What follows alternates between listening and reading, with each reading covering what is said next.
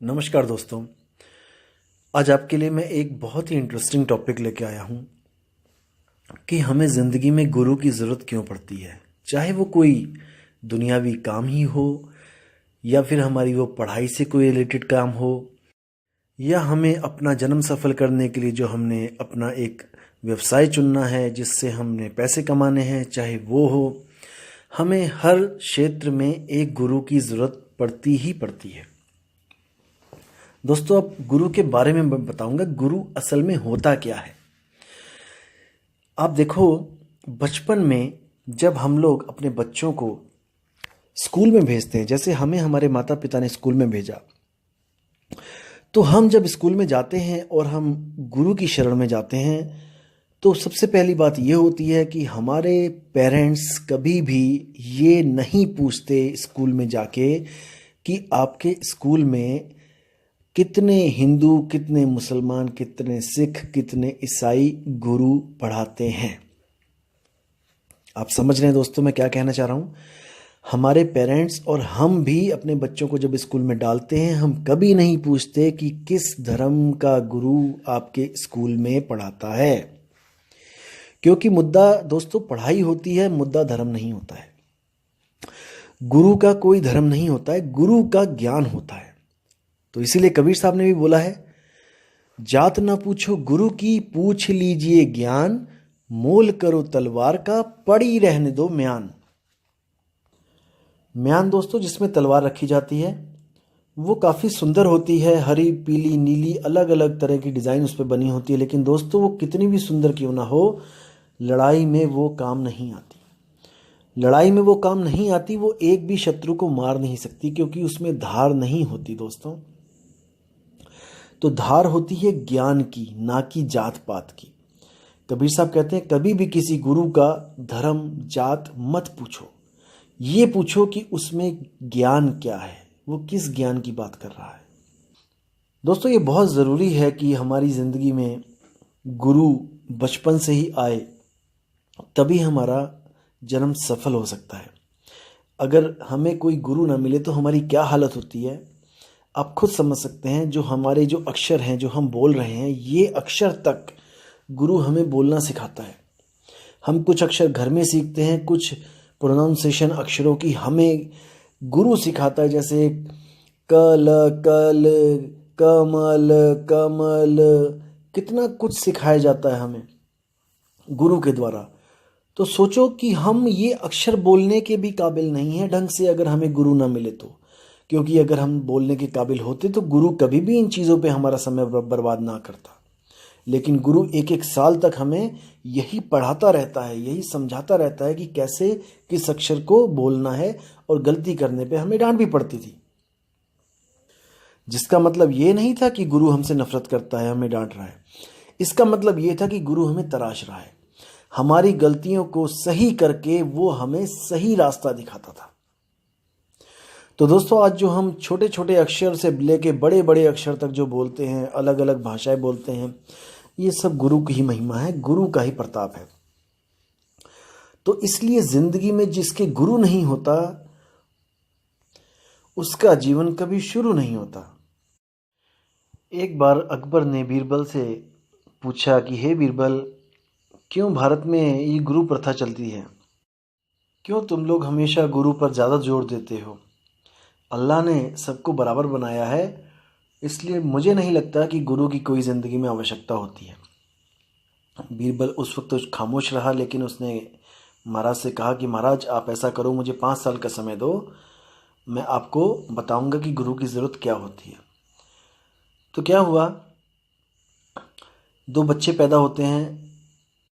उन बच्चों के पैदा होते ही बीरबल उन बच्चों को, एक को तो अपने शहर में रखता है और दूसरे को जंगल में एक छोटी सी कुटिया बनाकर एक सिपाही की ड्यूटी लगा देता है कि इसको वहीं पे रहना है और इसको खाना पीना देना है, पालना है, लेकिन इसके साथ बात नहीं करनी है, इसको बोलना नहीं है कुछ भी, ना ही इससे कुछ पूछना है।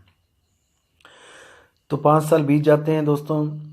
5 साल 6 साल के बाद जब वो बच्चे राज दरबार में बुलाए जाते हैं, तो एक बच्चा तो बहुत तालीम के साथ राजा को सलाम करता है और उसकी गुणगान करता हुआ उसको प्रणाम करता है, बाकियों का आदर मान करता है। लेकिन जो जंगल वाला बच्चा होता है वो आके जानवरों की तरह हरकत करता है, उसको बोलना कुछ नहीं आता होता क्योंकि कभी बात नहीं की होती किसी से।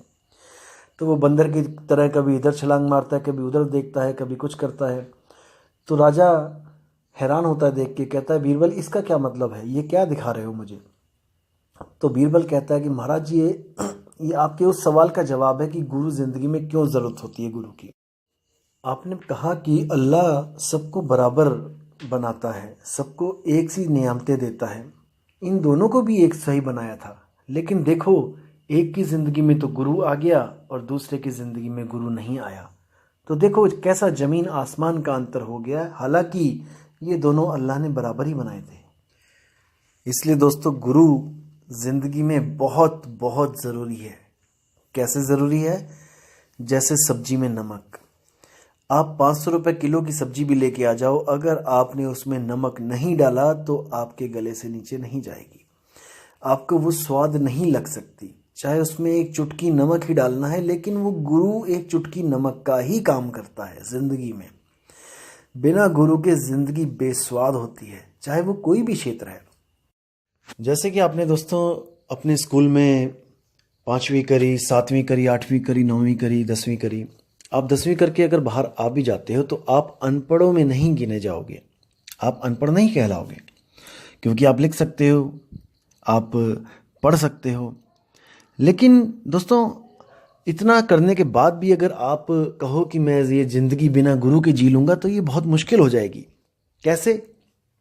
जैसे आपने 10वीं कर ली और आप सोच रहे हो कि अब मैं कुछ काम करूं। तो दोस्तों कुछ काम करूं मतलब कि कोई आपके अंदर जो हुनर हो आप वही काम करोगे।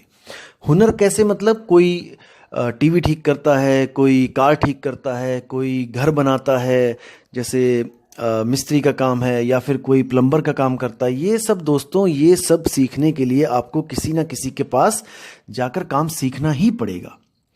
गुरु की ज़रूरत पड़ेगी ही पड़ेगी। अगर आप कहो कि मैं बिना किसी के पास गया मैं प्लम्बर बन जाऊं, मैं मैकेनिक बन जाऊं, मैं कोई टीवी मैकेनिक बन जाऊं, मैं कार मैकेनिक बन जाऊं, तो दोस्तों ऐसा संभव नहीं है। आप सीख सकते हो खुद से, ऐसी बात नहीं कि नहीं सीख पाओगे। आप भी कोई टीवी खोल लो और उसमें देखते रहो कि क्या क्या चीज़ कहाँ लगी है, कैसे कैसे डायोड लगे हैं, कैसे कैसे उसमें प्लग्स लगे हैं। लेकिन वो प्लग खराब हो जाए तो उसको ठीक कैसे करना है, ये आपको बताने के लिए एक गुरु का होना बहुत ज़रूरी है। आप नकल तो कर सकते हो बिना गुरु के, लेकिन नकल के लिए भी दोस्तों अकल की ज़रूरत होती है। जब आप कहीं फंस जाओगे, जब आप आगे काम नहीं कर पाओगे, कोई काम नहीं बनेगा, तब आपको ज़रूरत पड़ेगी ही पड़ेगी गुरु की। इसी तरह दोस्तों अगर आपने कोई केवल 10वीं करके अगर आप बाहर जाते हो, 8वीं 5वीं करके अगर आप स्कूल से बाहर निकलते हो और आप किसी दुकान पे भी अगर जाते हो छोटा मोटा काम ढूंढने, तब भी आपसे दुकानदार यही पूछेगा, बेटा तुम्हें आता क्या है, किस चीज़ का हुनर है तुम्हारे पास। याद रखो दोस्तों, अगर आपके पास हुनर है तो आपको उस क्षेत्र में कोई ना कोई काम ज़रूर मिल जाएगा और आपको अच्छी आमदनी होगी। लेकिन अगर आपके पास कोई हुनर नहीं है तो याद रखना दोस्तों, आप अगर कहीं पे काम प्राप्त कर भी लेते हो तो आपको झाड़ू पोछे के अलावा, साफ सफाई के अलावा या चाय पानी पकड़ाने के अलावा और कोई काम नहीं दिया जाएगा, क्योंकि आप में कोई हुनर है ही नहीं। तो गुरु की ज़रूरत होती है आपके अंदर हुनर पैदा करने की।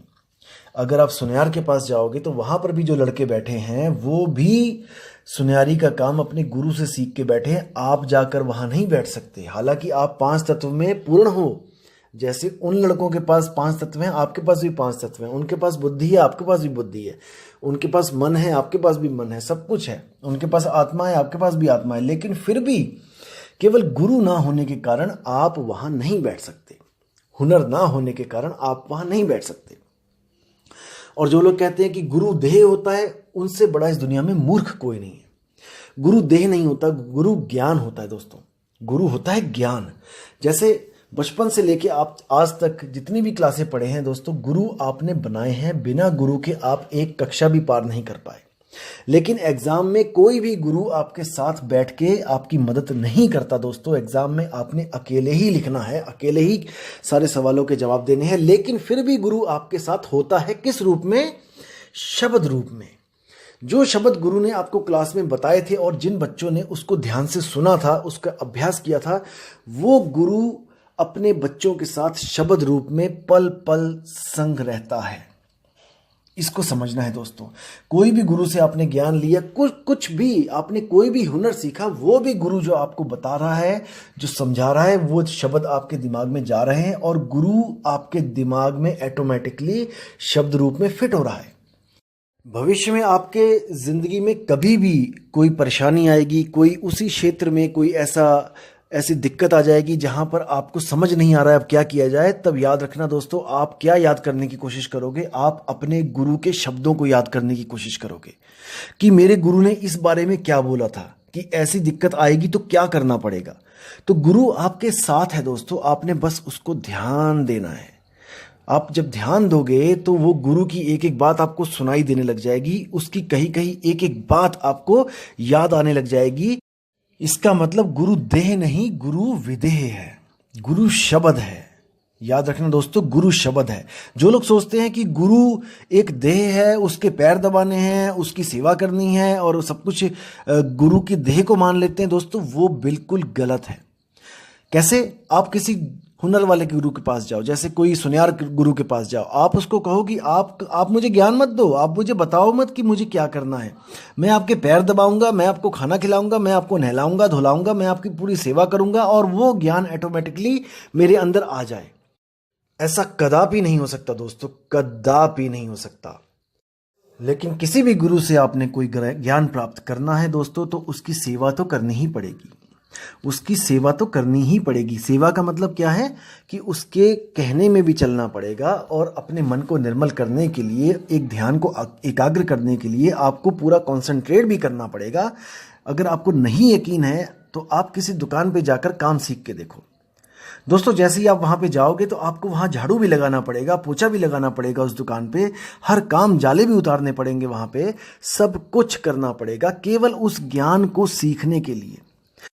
और वो सब इसलिए करना पड़ता है दोस्तों, वो गुरु इसलिए करवाता है ताकि आपके अंदर एक शिष्य की भावना आए कि मैं यहाँ पे कुछ सीखने आया हूँ, कुछ लेने आया हूँ, कुछ देने नहीं आया। आप भले ही घर से क्यों ना चौधरी हो, घर से क्यों ना आप लाखों करोड़ों के मालिक हो, लेकिन अगर आप कहीं पे काम सीखने जाते हो तो आप अगर अपना अहंकार लेके जाओगे तो वो गुरु चाहते हुए भी आपको वो काम नहीं सिखा पाएगा। क्योंकि आप कुछ गलती करोगे, गुरु वहां पे डांटना चाहेगा, लेकिन आप चौधरी बनोगे, आप करोड़पति बनोगे कि नहीं तूने मुझे क्यों डांट दिया, तो गुरु वहां पर अपने ज्ञान को पूरा नहीं दे पाएगा। आप कुछ सीखने की कोशिश नहीं करोगे, वहां पे अगर आप अपनी हैसियत दिखाने की कोशिश करोगे तो गुरु आपको चाहते हुए भी वो पूर्ण ज्ञान नहीं दे पाएगा। और इसीलिए निम्न पद में लाने के लिए, आपके मन को शुद्ध करने के लिए आपसे सेवा करवाई जाती है, आपसे झाड़ू लगवाए जाते हैं, ताकि आपके मन से ये अहंकार निकल जाए कि मेरी कोई हैसियत है। याद रखो दोस्तों, जब तक आपके मन में ये है कि मेरी कोई हैसियत है, जब तक आप कभी भी उस ज्ञान को नहीं समझ पाओगे, क्योंकि ये ज्ञान अपनी हैसियत खत्म करके गुरु की हैसियत तक पहुंचने के लिए बना गया है।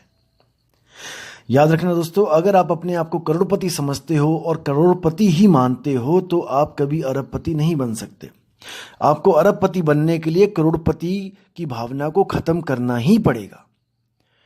तो दोस्तों, जितना मैंने आपको बताया है इस पे विचार करना पड़ेगा, विवेक लगाना पड़ेगा और सत्य असत्य का निर्णय आपको खुद करना पड़ेगा, क्योंकि आप ही वो दिव्य हंस हो, आप ही वो हंस हो जो नीर और शीर यानी कि दूध और पानी को अलग अलग करके दूध तो पी लेता है और पानी को छोड़ देता है।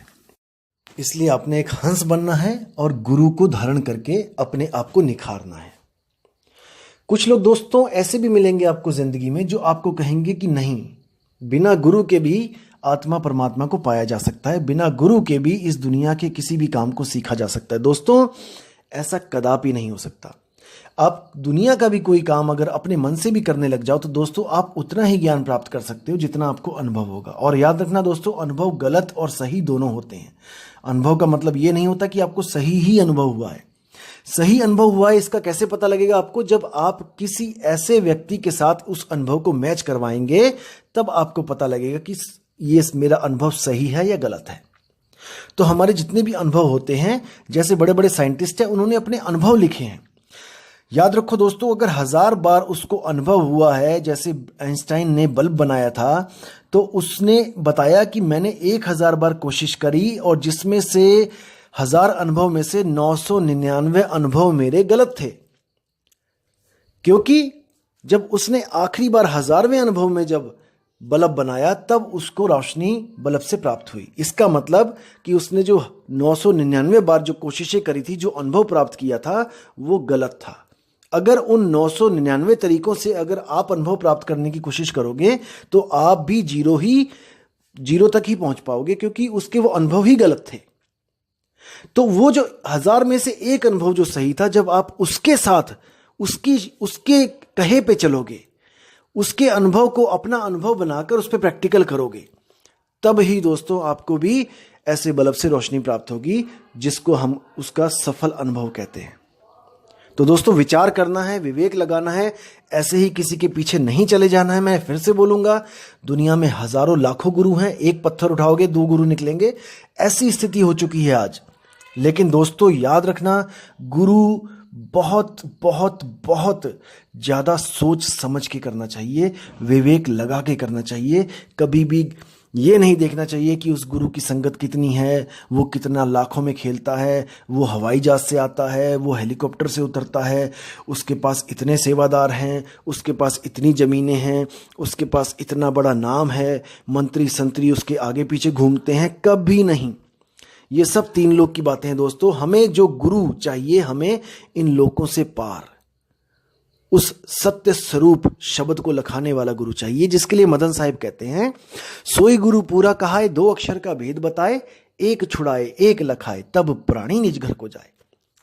इन्हीं 2 अक्षरों के बारे में नानक साहब कहते हैं, जेतु पढ़िया पंडित बिन 2 आखर 2 नामा, प्रणवत नानक एक लंगाए, जोकर सच समावा। कबीर साहब भी कहते हैं, कहें कबीर अक्षर 2 भाख, और होगा खसम तो लेगा राख। इन्हीं 2 अक्षरों पे, इन्हीं 2 नामों पे, गुरु के जो 2 अक्षर 2 नाम हैं, इन पे पूरी चर्चा होनी चाहिए, और इनमें से जो सच्चा नाम है उसको पकड़ा देना चाहिए, और जो झूठे नाम है उसको हटा देना चाहिए। तो इसी के साथ मैं अब इस ऑडियो को पूर्ण विराम दूंगा, और आपसे उम्मीद रखता हूं दोस्तों कि आप विवेक और परख करते जाएंगे, करते जाएंगे, करते जाएंगे, और सत्य की तरफ अग्रसर होते जाएंगे। तो अपने भाई को आज्ञा दीजिए, और मैं अगली बार नई ऑडियो लेके आऊँगा, जिसमें आपको बताया जाएगा कि आध्यात्मिक क्षेत्र में कितने प्रकार के गुरु होते हैं, और वो क्या क्या ज्ञान आपको देते हैं, हमने उसमें से असली गुरु को कैसे चुनना है। तो दोस्तों, उम्मीद करता हूँ आपको ऑडियो अच्छी लगी होगी। तो मिलेंगे अगली बार नई ऑडियो के साथ। साहिब बंदगी, सतना। नमस्कार दोस्तों, आज आपके लिए मैं एक बहुत ही इंटरेस्टिंग टॉपिक लेके आया हूँ।